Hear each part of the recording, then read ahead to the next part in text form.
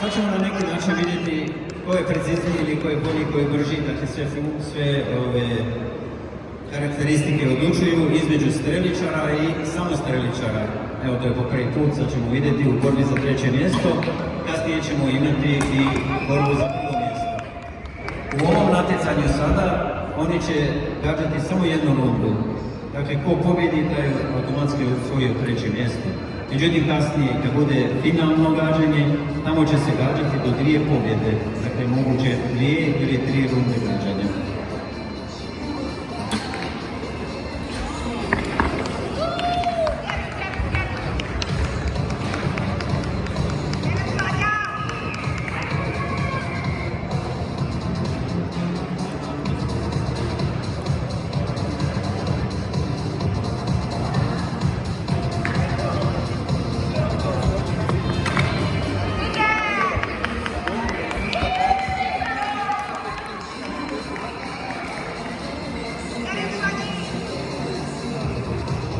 Publiko malo življenje, pomognimo im.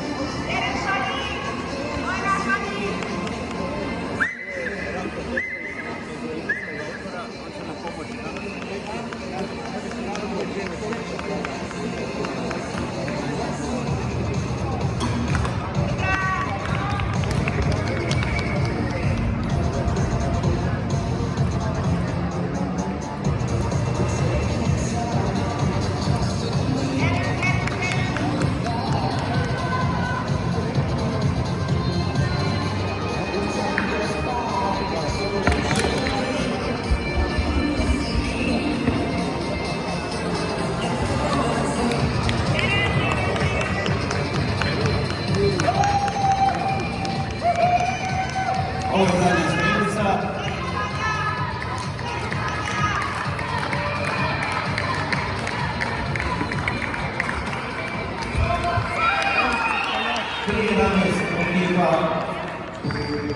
Ekipa Dream Team i 3,15 ekipa Fly Dragon. Molim suce da ocijene mete i